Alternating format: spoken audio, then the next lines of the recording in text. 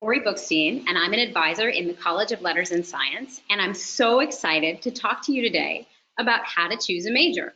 The first thing I want to tell you is congratulations on getting into Cal. Welcome, we're so happy to have you. And congratulations on still being undecided about your major. In fact, even if you're feeling pretty sure, I'm still really happy that you're here to watch this workshop, because this workshop is going to teach you what you need to know to make sure that the major you pick will be a great fit for you. I'm going to get started by telling you just a little bit about myself. I am an advisor in the College of Letters and Science, and I'm also a Cal grad. Here's a very flattering picture of me as a student here at Cal, class of 19, achoo! That always happens. When I was here, I actually double majored in psychology and practice of art, and I actually don't recommend double majors, at least not for most students, for the reasons I did it. And I'll be telling you a whole lot more about those reasons and kind of the pros and cons of doubles as part of today's presentation. But what I really want you to know is when I was here at Cal, I had a wonderful, wonderful time, and I was horrible at choosing majors. And so I learned better ways to choose majors, and I want to share that with you today so you can learn from my mistakes and have an even better time. In fact, I consider my job one of the best jobs in the world, so I'm really happy to be able to do this with you today. So let's talk a little bit more about this workshop. There's a handout that looks like this that is attached here. You can download it to follow along. We're also going to be recording this workshop today, so in a few days it'll be posted on YouTube and you can watch it again if you have any more questions. We're also going to be accepting questions through the chat function today. So if you have questions, go ahead and send them into chat as we go along and we'll answer them as best we can. So let's get going with the first part. I want to let you know that being undecided is actually a great idea. It gives you huge advantages. And this can sort of be the opposite of what we think. When we come to Cal, we often think, oh my gosh, everybody else knows their major. It's a problem if I'm undecided. But we actually secretly wish that every student could come to Cal undecided. And the reason is that we want you to make your decision based on the information here at Cal. What happens is that you might, if you've already decided on your major, you decided on it without knowing what Cal has to offer. And I know this story really well because it happened to me. Because 25 million years ago, when there were dinosaurs on this planet, and I was 12 years old and living in Michigan, I told people, I want to help people. And they all said, oh my gosh, you're such a cute little girl. You should be a psychology major. And I said, okay. I didn't know that I was coming to Cal. I didn't know how Cal taught psychology, but everyone said this would be a good idea, and so I just kind of assumed that it was. But my vision of psychology didn't match how Cal taught psychology at the time. I thought psychology meant empathy and therapy and counseling and social justice. And at the time that I was here, the department was actually really focused on rat brains. Nothing wrong with rat brains, but it wasn't what I expected. I made a major decision based on old, outdated, and incorrect information. I'm going to teach you how to evaluate what the departments you're interested in are teaching today so that you make your decision based on what's actually going to be given to you in the classroom. So another thing I want to tell you is that you have time. If we were here together in a room, I would ask you all to raise your hand if you're worried that you're behind, and most or all of you would. It's actually a very typical Cal student feeling to be like, oh my God, I'm totally behind. Everyone else is ahead of me. Everyone else has their major. But the fact is, you're not behind. Many, many Cal students will change their idea of their major 5, 6, or 7 times while they're here. That's totally appropriate. You actually have the time not to rush into a decision and to really make the decision well, because you have way more units than you need. Most majors are around 60 units. And then your breadth or your essential skills is usually around 24 units. So that's a total of about 84. But you need a minimum of 120 units to get your degree. So that leaves you around at least 36 units of, I don't know, let's try this. So you've got the time to test things out. You've got the time to really think about this. And so one of the best ways to help yourself remember to not rush into this is the job I'm going to give you right now. I want you to resist saying, my major is blah, blah, blah, for at least a year. I imagine you get asked 5 times a day, what's your major? And it's really easy to say, my major is biology, my major is economics. But we actually want you to wait and not say what your major is yet, because we want to make sure that you're still really open to looking. So when people ask you what your major is, I'd like you to answer, I don't know, I'll tell you in 2 years. Now, if you do these 7 steps to choose a major that I teach you today, you're going to easily know your major in a year or less. But I want you to say 2 years because it gets people off your back. So before we get going, I actually want you to practice. You might be a little embarrassed doing this in your living room, but it's good practice. So I'm going to ask you what your major is, and I want you to answer. Ready? What's your major? I don't know. I'll tell you in 2 years. Okay, good job. All right, so here are the 7 steps to choose a major. And again, you can follow along on your handout, which has these listed out fairly detailed. You can see it kind of has an outer space theme. And this is because when you don't have a major, you can kind of feel like you're lost in space, but we're gonna get you the tools you need, the rocket ship, the oxygen, you're gonna be fine. So let's start with thinking about what step 1 might be. A lot of times when people are thinking, oh, I have to choose a major, they'll think, well, the first thing I should probably do is to enroll in the classes towards the major. So if I think I might be an Asian American Studies major, I should take Asian American Studies 20A. But actually, this is not the first step. What? I know. You can certainly enroll in Psychology 1 if you're thinking of being a psych major, or in Classics 10 if you're thinking of being a classics major. But this is not the first step. And here's why. There's 2 good reasons. First of all, it's a really inefficient way to get to know a major. If you enroll in a class to get to know the French major, that's a 16-week semester. And maybe after 4 weeks, you're like, yeah, no, I'm not going to be a French major. You got 12 more weeks of that class, and you've already made your decision. So it's really inefficient. The other problem, of course, is you can only really test 1 major per class. And if you only enroll in 3 or 4 classes per semester, that's not a lot of majors that you can go through before you're in your junior year of college. So the 7 steps I'm going to teach you today are actually not about enrolling in the classes. Again, if there's a major you're interested in, sure, go ahead and enroll in the classes, but that's not going to be one of the 7 steps you're going to use to efficiently figure out if you want that major. So the first step is actually kind of a mental step. It's all in your head. It's to understand what are your 2 jobs here at Berkeley. So every student at Cal has 2 jobs to help them choose a major. And the first one is to find a major that you love to study in the way that Berkeley teaches it.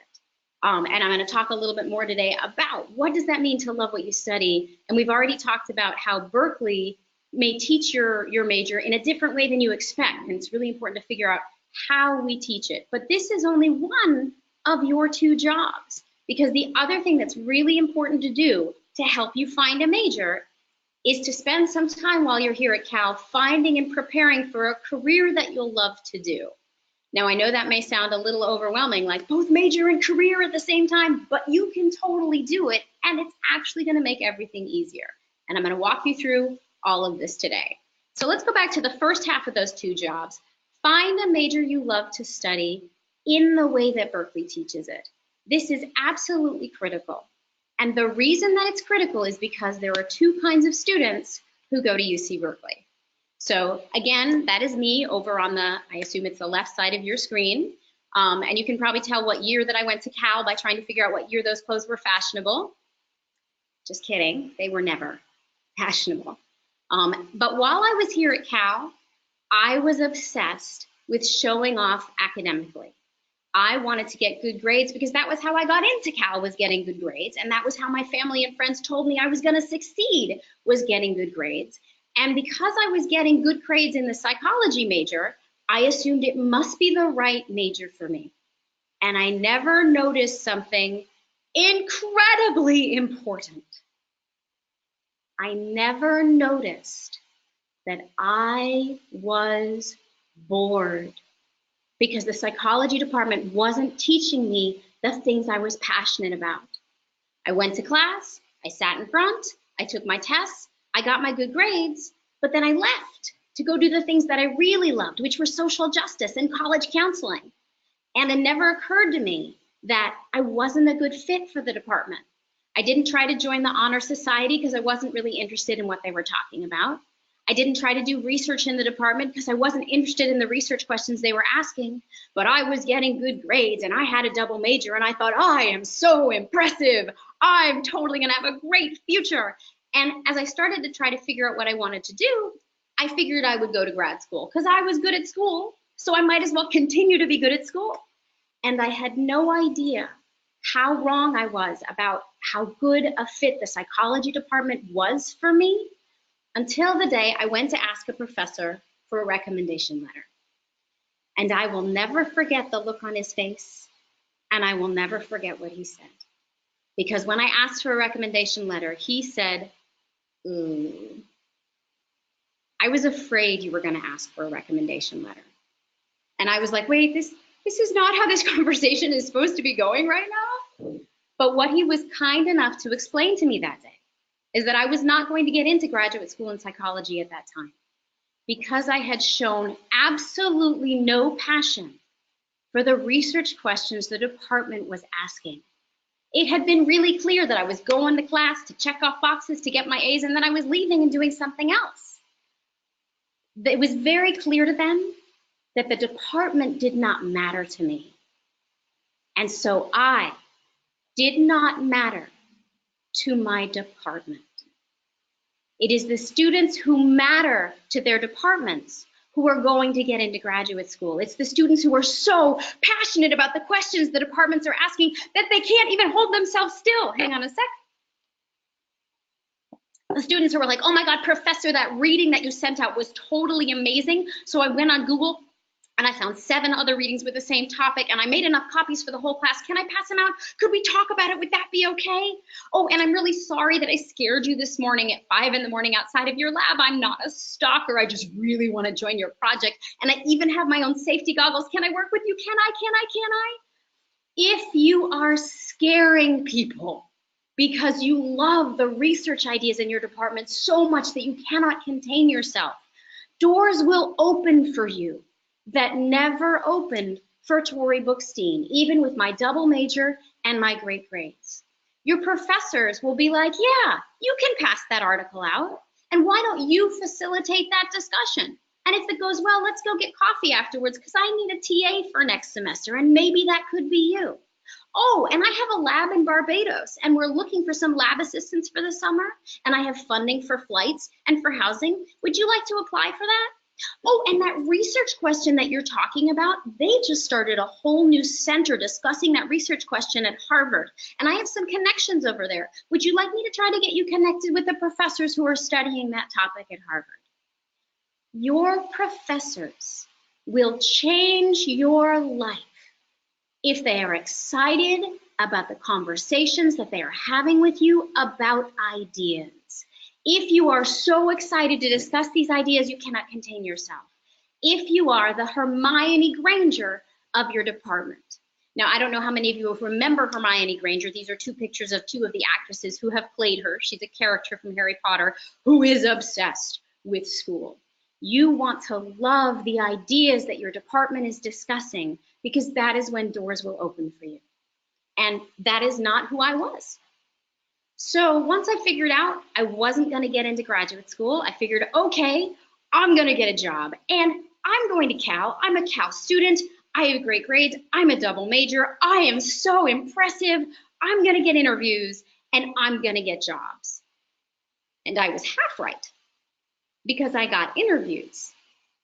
But then something went wrong in every interview because there's a question that they would ask me. They would ask, I see that you did well in school, but what else can you do? What real world skills do you have?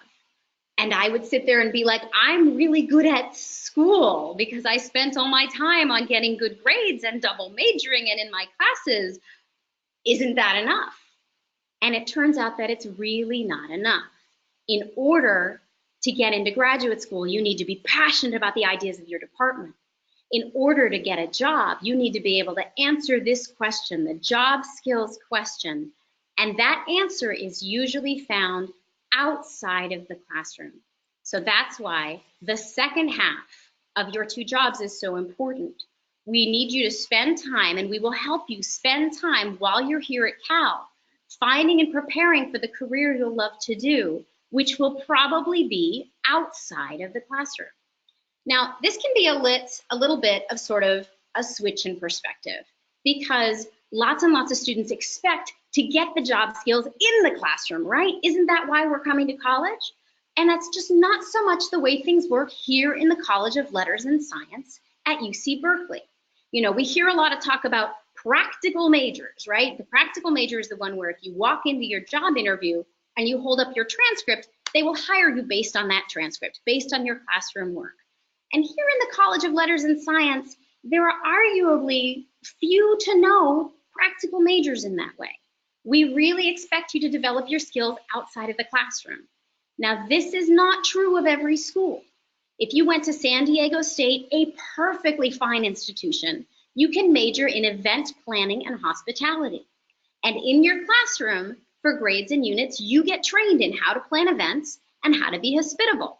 And if you walk into a job interview to be an event planner and you hold up that transcript, they're like, okay, you got job training in the classroom, you got good grades, I know that program, I'm gonna hire you.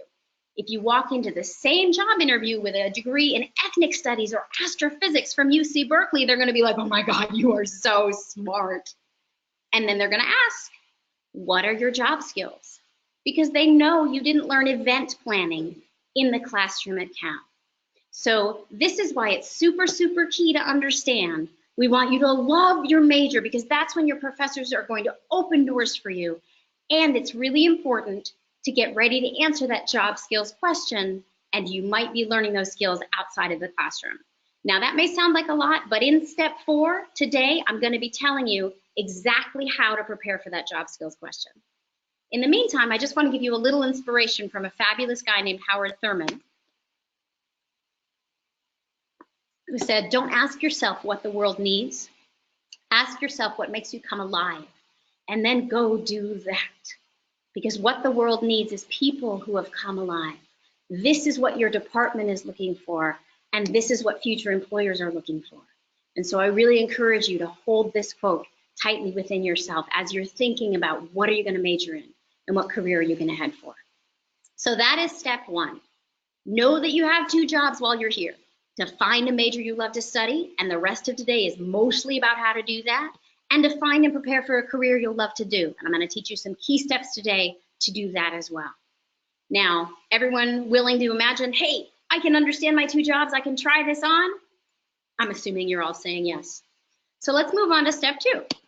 Step 2 is called your $1 million question. Now, you may not have a $1 million question. Most entering first-year students in college don't.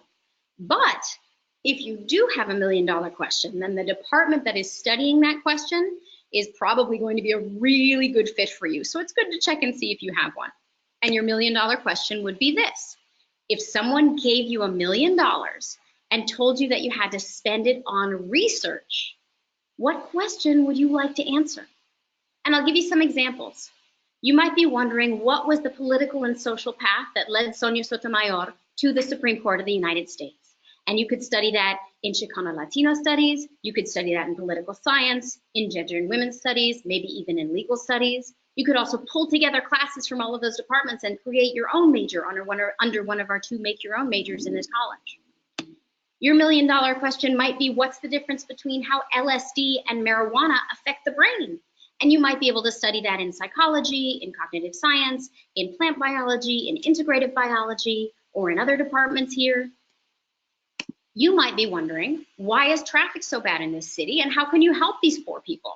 And that might be something that you study over in urban studies, or in a make your own major in the College of Environmental Design, or in sociology, or in any other number of departments that might be looking at that. So I'll tell you, my $1 million question is how to create empathy and get people to stop hurting each other. Haven't solved that problem yet. I'll let you know if I do.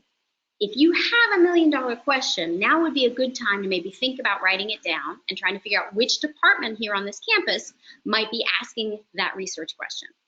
If you don't have $1 million question yet, do not worry. Most people don't at your stage, and that makes the next step, step 3, really important.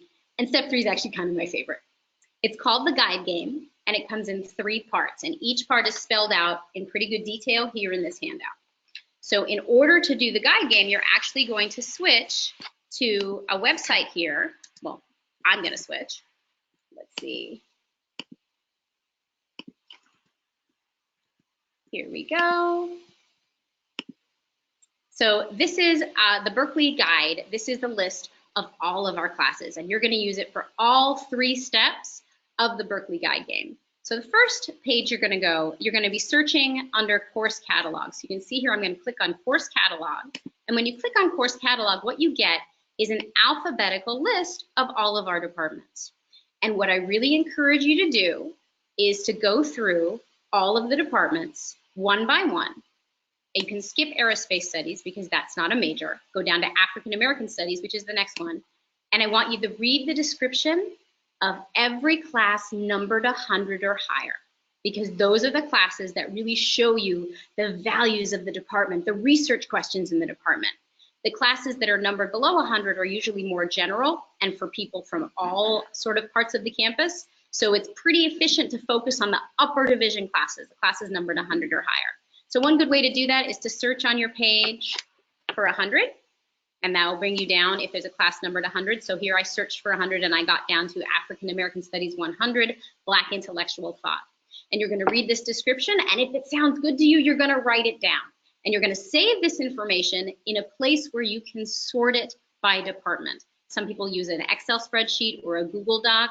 Some people use Post-it notes on their walls. Whatever works for you. But if you think, wow, this is a class I'd really like to take, write it down in a way that you can sort it by department.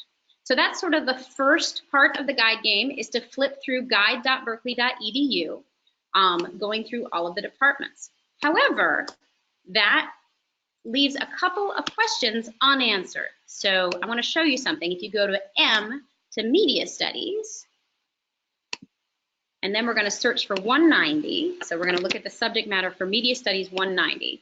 And take a look at what we see. It says, Media Studies 190, Special Topics in Media Studies, Advanced Study in Media Studies with topics to be announced each semester. Well, that doesn't actually tell you much. How do you find out what the special topics are in a department? Because that's actually usually the things the professors are really passionate about, so you want to know. And the answer to that is that you actually go to a different section of guide.berkeley.edu. So I'm going to go back to the main page, and I'm going to click, instead of course catalog, I'm going to click on class schedule. So this is now the second of the 3 ways to do the guide game. So you click on class schedule, and you wait for it to load, which hopefully won't take us too much longer. There we go. And now what I'm going to do is I'm going to look up Media Studies 190 because there's more details on this side. So I'm going over here to Social Sciences and clicking on Media Studies. So now my search will be limited to Media Studies. And it's asking me to select a term. I'm going to select for Fall 19, but you don't have to.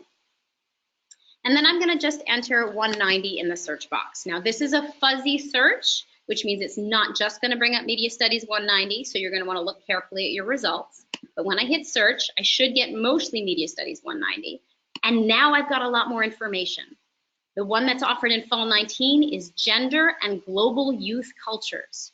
If I take out Fall 19 so that we can see all of the Media Studies 190s that are around, we've got the history and development of online news. We've got how Watergate changed journalism forever. We've got global media and justice movements, and so much more. So now you're starting to get a sense of what are the special research interests of our media studies professors. So anytime you see a course where it says special topics to be determined each semester, head on over to the class schedule to find more details. Finally, there's a third part of the guide search that I really love, which is you can look for topics that don't necessarily have departments. So for instance, if you're interested in a hot button topic of the time, like healthcare or immigration, we don't have a department of healthcare. We don't have a department of immigration. But if you type that search term in here, you're going to find all of the classes on campus that mention immigration. So I just ran this search, and I'm going to run it for all terms past and present. And now you're going to see all of the different departments that are talking about immigration. The first one that comes up is an English class. Next, there's Chicano studies, and these don't come up in order. Next is legal studies, history, ethnic studies, Asian studies, global studies, ethnic studies again, legal studies again, and so on. And you can see that there's pages and pages and pages. So if you were interested in studying immigration and you tried to limit yourself to just one department, you might be missing out. So I want to make sure that if you've got a topic you're really interested in, that you type it into the search term at the top of a page like this. And then again, any class that looks interesting to you, type out the name and the department in a document that you can sort by department. All right, so now let's go back to my other screen. Here we go. And we'll just review the guide game really quickly. So what you're going to do is you're going to go to guide.berkeley.edu. You're going to read the description of every upper division class under the list of departments. You're also going to go over to the class schedule section, and you're going to look for classes, more detail on classes that were vague that interested you, or search by a search term if that interests you. You're going to make a list of all of the classes that look awesome. You're going to save the list in a way that you can sort it by department. This may take a while, and you may be tired. The guide game is actually something that is it's a good plan to sort of put a few hours into it every couple of days or every week for a while. Hang on.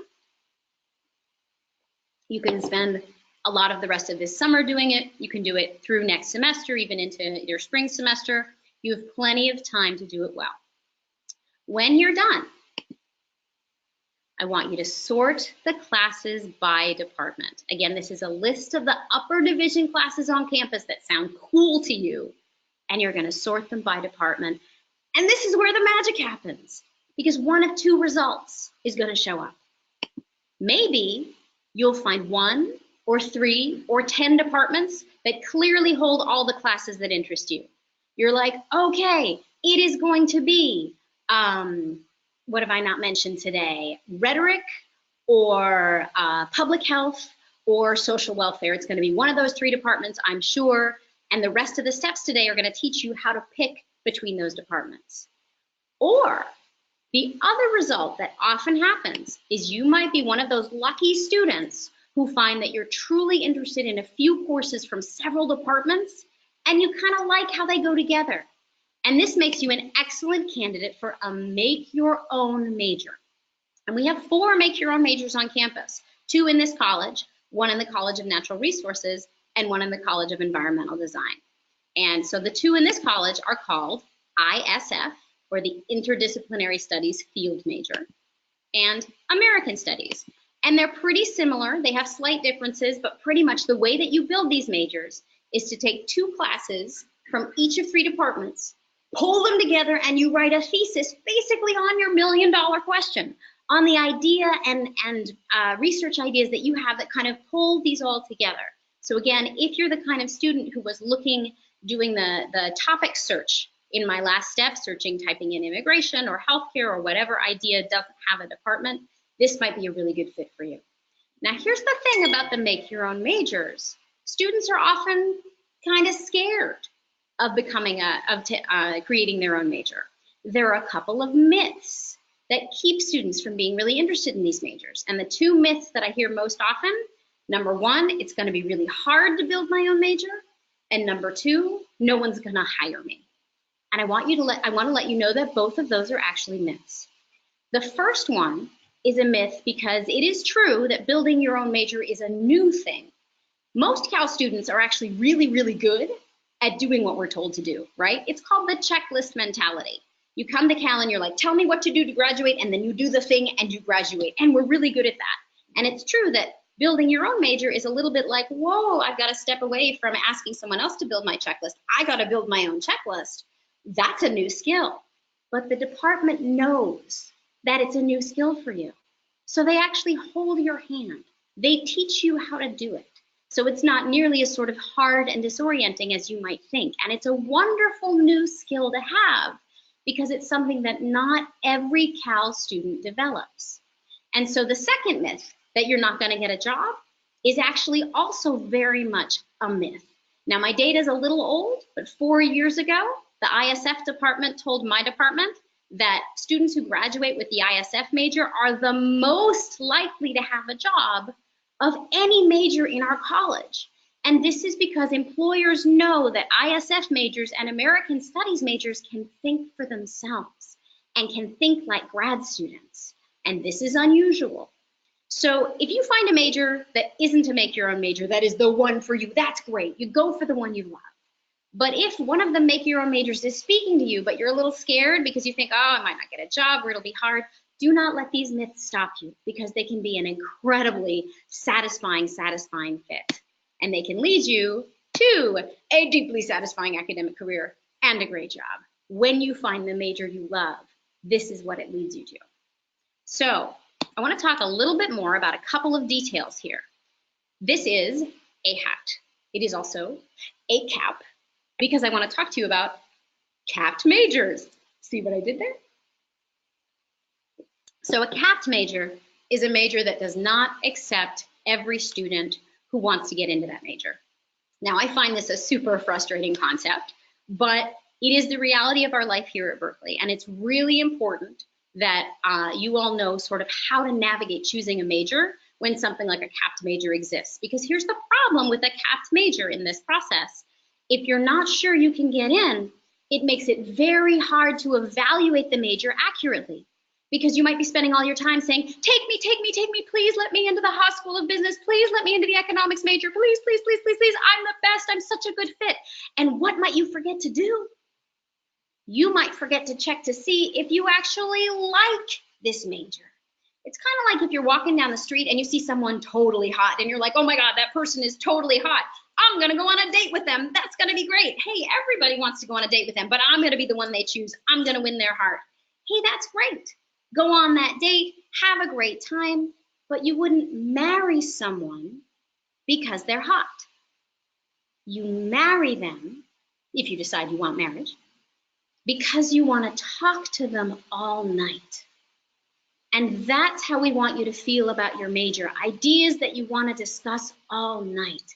So especially if it's a capped major and there's that pressure to, I better focus on it, I better make sure that they take me, it's really important to remember, are they worth your time? Is this a department you want to spend the next 4 years of your life with? Are they worth it to you? Another really important concept to just mention briefly at this moment, what I mentioned before is that double majors can be really exciting and seductive, but they're not actually a good fit for a lot of students. And here's why. When we figure that we want to have a double major, it's often because you're thinking the same things I thought. One major is good, but 2 majors is better, right? And a double major, everyone told me, would help me get a better job and help me get into grad school. And it actually turned out that the opposite was true. The double major made it harder for me to get into grad school. And it made it harder for me to get a job because I was spread too thin.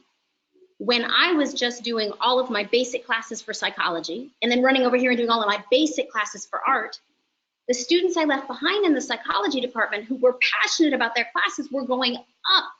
They were doing research, they were writing honors theses, they were getting fellowships, they were getting published. I was spending too much time doing the basic work. In fact, after I graduated, a recruiter told me something I really wish I'd known while I was here, which is that doing a double major and thinking you're showing off is like doing your senior year of high school twice and thinking you're showing off. Everybody knows you can work at that level. What can you do that's at a higher level? Now, this still doesn't mean you shouldn't double major because lots of people double major and have a wonderful time at it. There are 2 really good reasons to double major. And here's the first.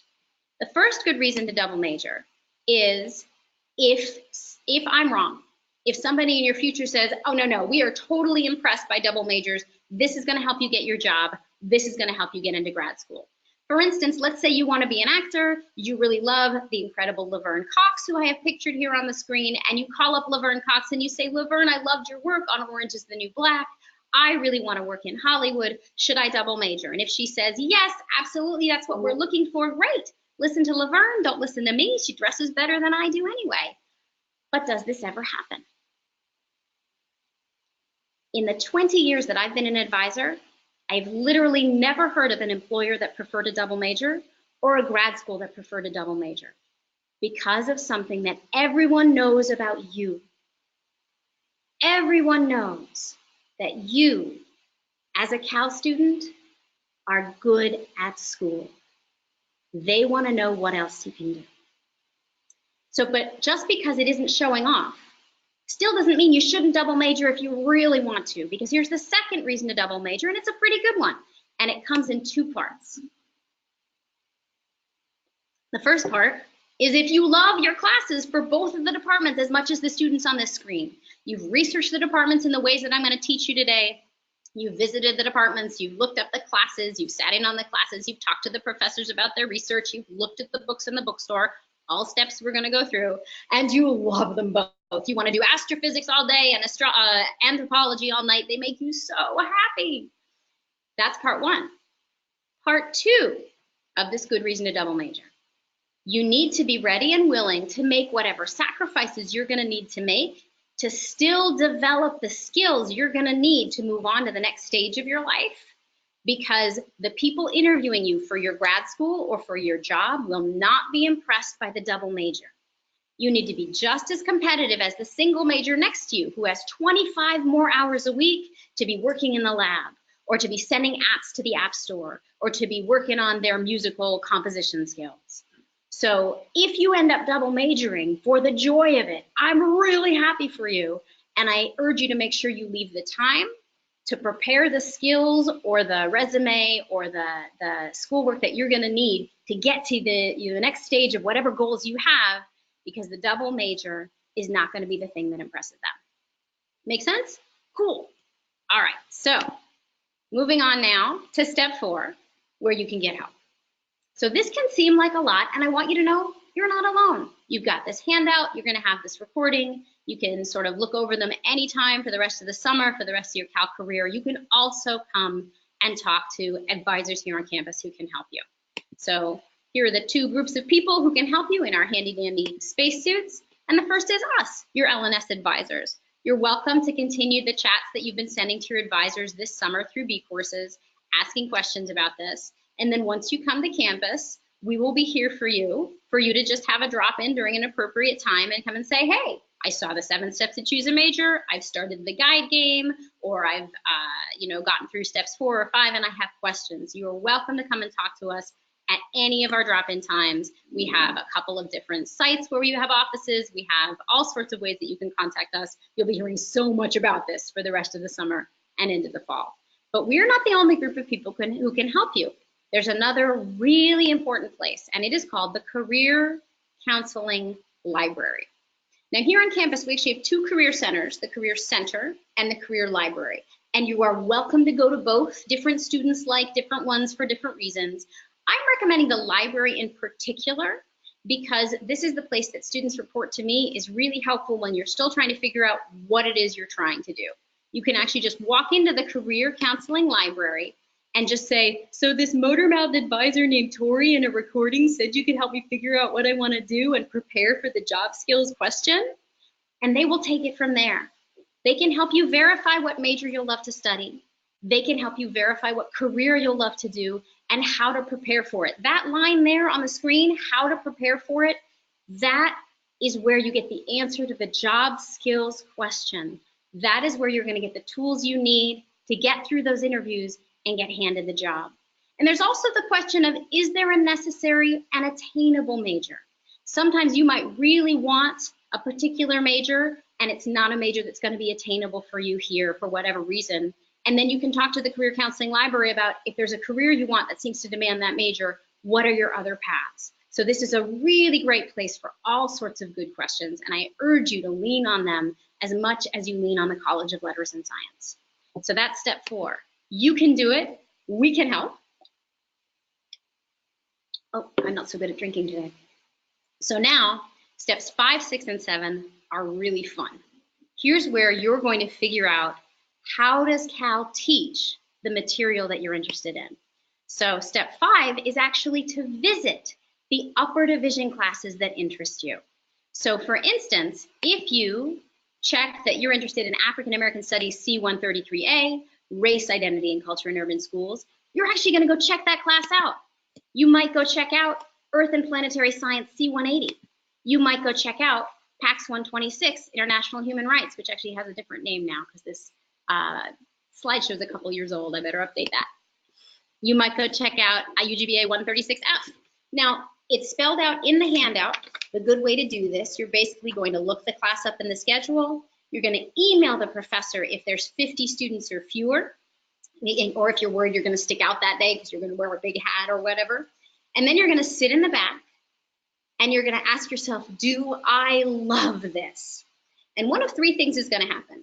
You might really love it. And I actually want you to visit 5 upper division classes for every department you're interested in. So if you are interested in, what have I not mentioned today? Southeast Asian Studies, I want you to visit 5 upper division classes in that department. And if you love them all, you're good. You found your department. If you're like, yeah, I'm the Hermione Granger of this department, I'm so happy here, then you're great. A second thing that might happen is you might absolutely hate it. You might be like, I am so bored. I want to get on Facebook. I want to get on Snapchat. I do not want to be here. And if you feel that way about one class, it might just be a professor you don't click with. But if you feel that way about all 5 of the classes you're visiting, this is probably not a good fit of a department for you. Now, I'm not going to lie. There's a third thing that can happen.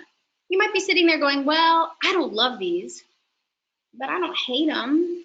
And I'm kind of tired of looking for a major. So maybe I should just settle on this one that I don't hate. Well, I want you to know you can totally do that.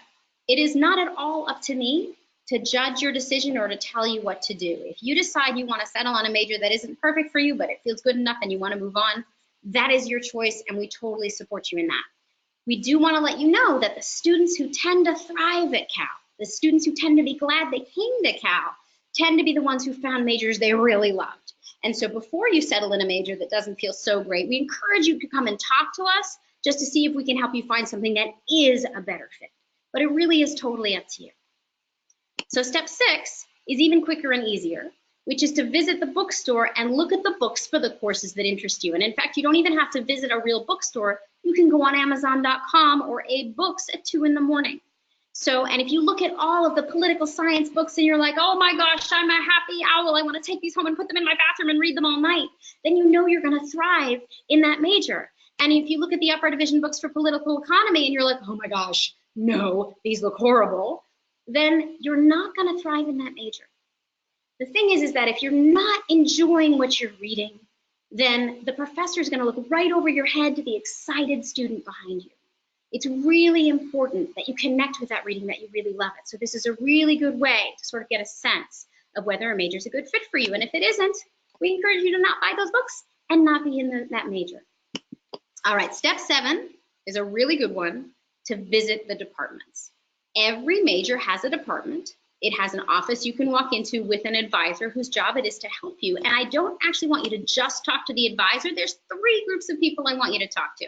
The undergraduate major advisors, called UMAs, but I also want you to have them refer you to successful students and to professors who enjoy talking to prospective students. So we're not talking about grumpy people here, right? Professors who are like, yes, we'd love to have you in our major. Let's talk about whether you're a good fit. And then you'll find here on the handout, as well as here in my Prezi, a list of really good questions to be asking. The first one, what is your sense of what we study in this major? Now, I know this sounds a little ridiculous, like it's biology, we study biology, but remember, I thought psychology was empathy, therapy, and social justice, and it was rat brains.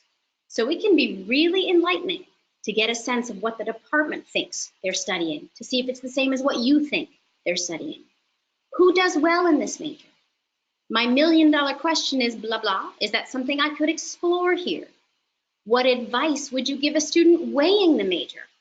What classes should I visit to get a good sense of the department?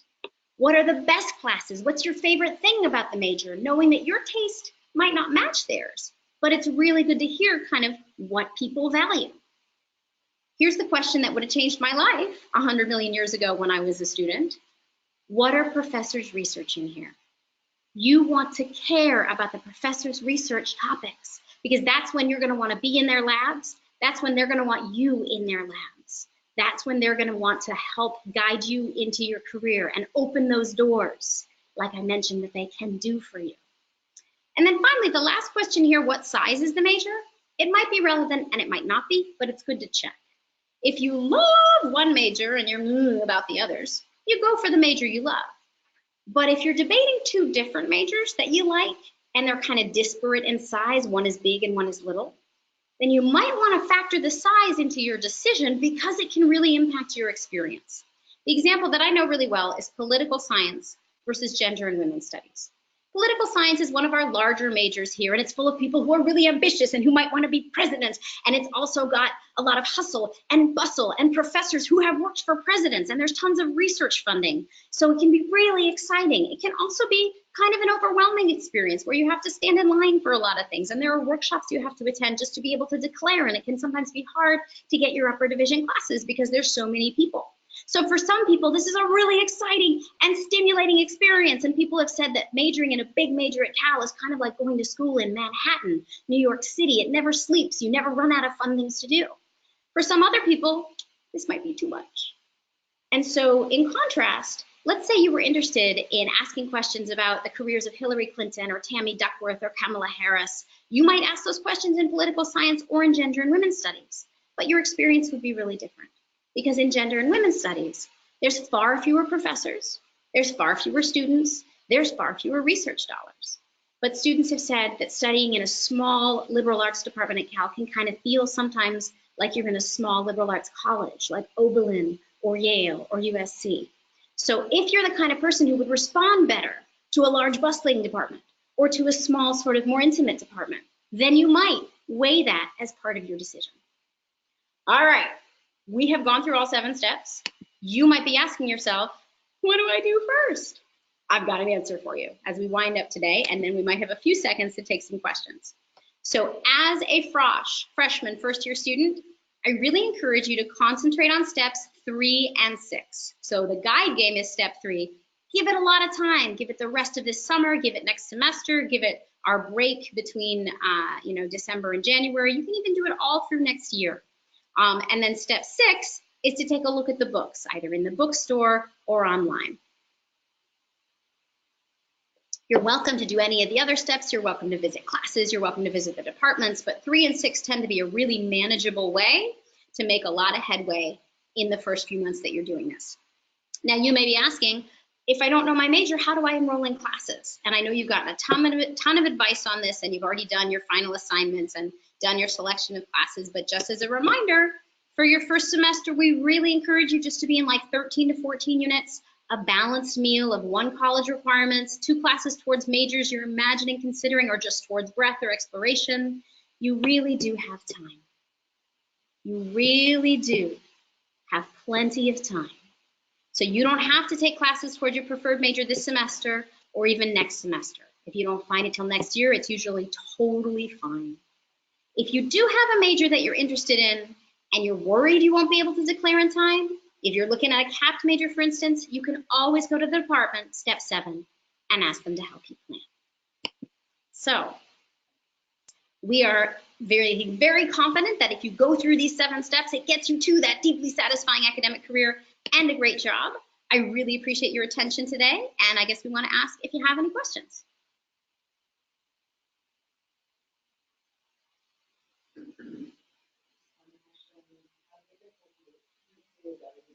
Oh, great question. So somebody has just chatted in the question, how difficult is it to pursue a double major? It's actually really not difficult. Again, because you have 8 semesters, you have 120 units, it's usually fairly simple to set one up. The downside, of course, is that it allows you less time for taking classes outside of those majors. And so the students who double major tend to have most of their career be 2 or 3 classes towards one major and 2 towards the other, pretty much every semester. So if you really wanted to get a chance to take something that isn't part of your major, like poetry for the people, or the politics of the southern border, or the planets, or earthquakes in your backyard, It can be harder to fit in those one-of-a-kind Berkeley experience classes. But if you decide that your priority is the double major, it's usually a fairly simple thing. And you actually, as a double major, we allow you, if you need to go into a 9th semester, but a lot of students don't even need that. Any other questions get chatted in?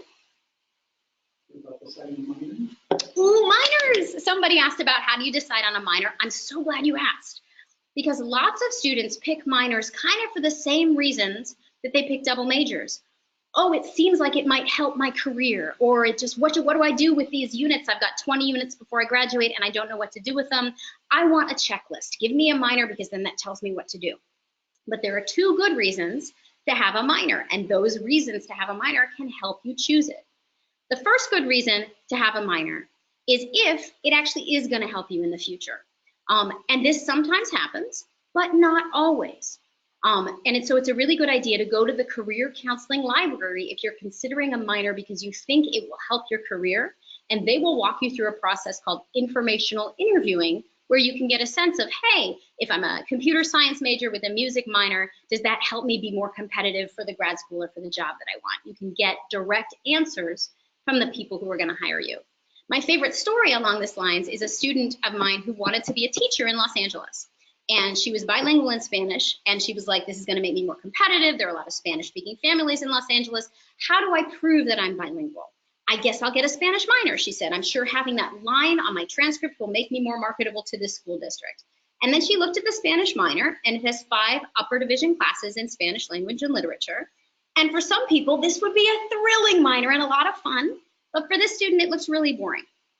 And so she's like, this looks really boring, but I'm a Cal student. I can do hard stuff. I'm going to push through these boring classes and I'm going to get A's because I want to get this job. But then she did something really, really smart. She called up the school district. She called up the Los Angeles school district and she said, hey, I'm bilingual in Spanish. I want to be a teacher in your school district. Will it help me to have a minor in Spanish on my resume? And they just said, girl, just tell us you speak Spanish in your cover letter.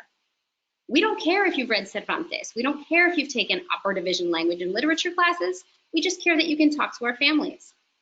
And so she saved herself 5 classes, 20 units of classes that would have been boring to her, not boring maybe to someone else, but boring to her, because she asked.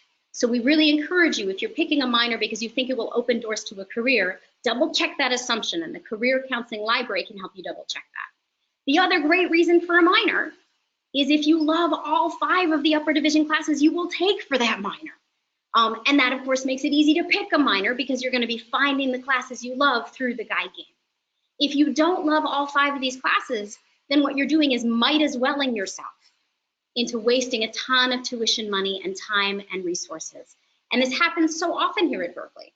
Like you'll see a student who took 3 education upper division classes and they loved them, they were totally amazing. And that same student says, okay, if I take 2 more classes, I can get the minor. Well, that sounds useful. And then they look at those 2 classes and they're like, they look really boring, but I'm so close. I might as well. See how common that would be here, right? As Cal students, we really love to finish our plates. If we're almost to achieving a goal, we want to finish it. But if you take 2 classes that are boring, you're not going to shine. You're not going to connect with a professor. You're not going to make a whole lot of difference in your life. And the line on your transcript doesn't usually make a difference in your life.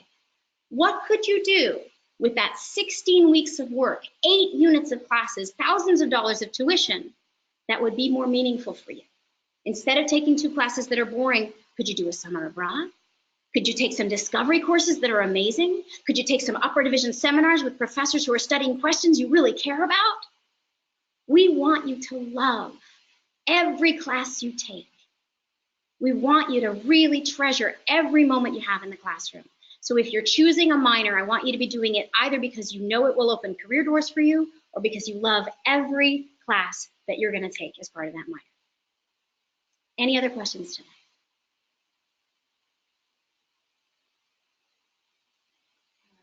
Specific questions about the ISF major. How do you determine the firm?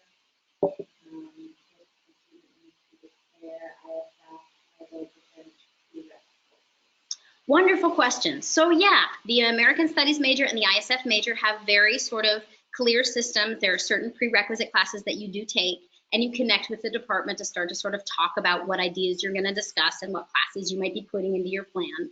So after you've done sort of more of the guide game, if you're still interested in those majors, and I certainly hope you are because they're really cool, they have advising offices that are actually right here on the same floor as my office on the second floor of Evans Hall.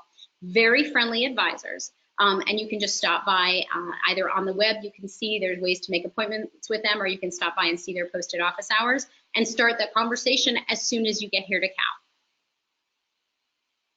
Any other questions today?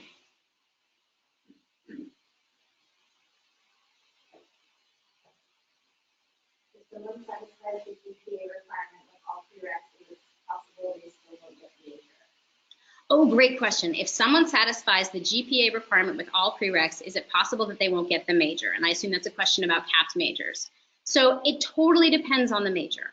The one that I know for sure is if you are trying to apply to the Haas School of Business in your junior year, they don't pick everybody who matches their qualifications. So it's a competitive application process. For other capped majors, it varies, and I don't have it memorized. If you have your eyes on a capped major, you are definitely going to want to check in with those advisors and get a sense of what you'll need to complete and what your chances will be if you do complete all the prerequisites with a certain GPA. Some of the capped majors do take everyone who fulfills their requirements. I think there are some that don't, but I actually don't have it memorized. But just a reminder, the process of declaring a capped major can make a ton of anxiety, can be really stressful. I want you to know that this is not your fault if you feel stress and anxiety about that part of the process. It is unfortunately part of sort of the way that it's built. And so I want you to take extra care of yourself. If you're thinking about a capped major, remember, okay, Tori said it was going to be stressful. This is not my fault. Make sure to take care of yourself. Make sure to check in with us. We know that you're going to find your place here at Cal, and we know that it's going to work out okay. So you can come on in and talk to us anytime if it starts to feel stressful. I'm sorry that that part can be a little bit of a stressful process. I want you to remember that it's as much you evaluating them to see if they're worth your time as it is for you also trying to be a strong candidate. Any other questions today?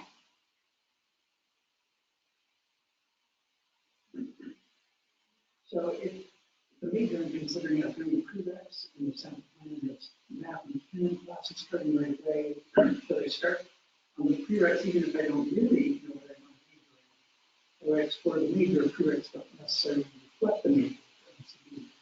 Yes, that is a really good question. So if you are thinking of a major that has a lot of prereqs, and many of the prerequisite classes don't seem to have anything to do with the major, like if you're planning to be an integrated biology major, maybe you're exploring that and you're sort of expected to take math and chem in your first semester, is it worth it?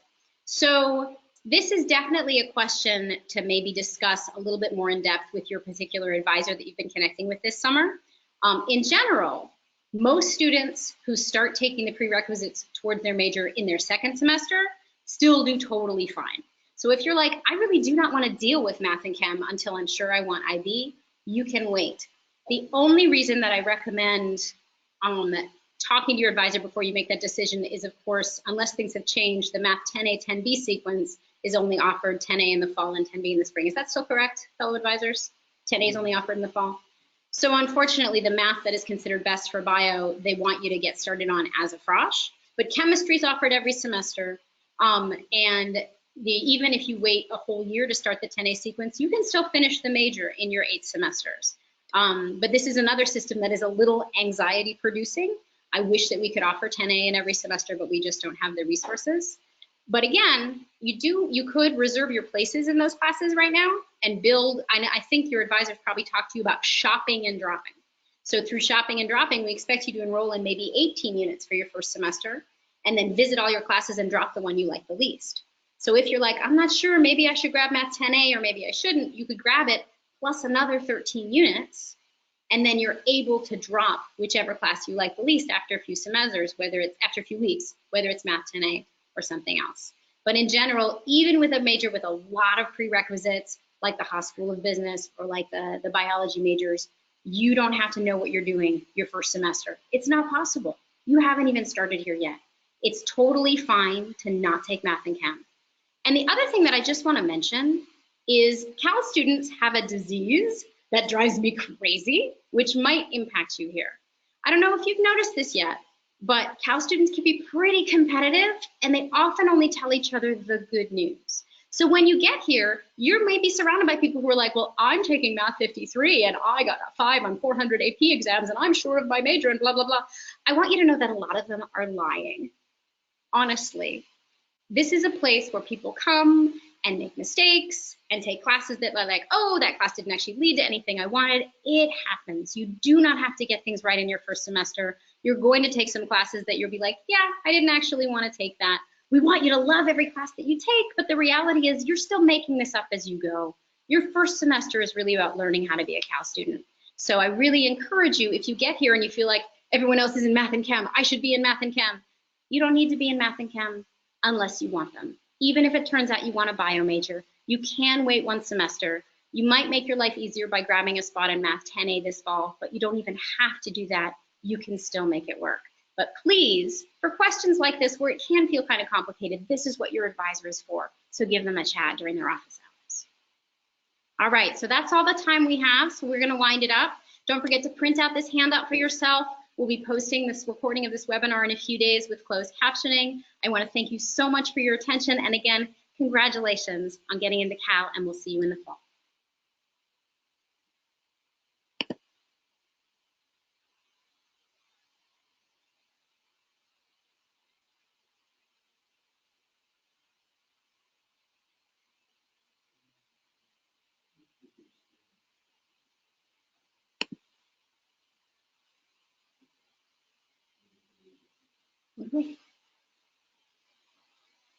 I turned off my webcam, but I don't know how to turn off my screen.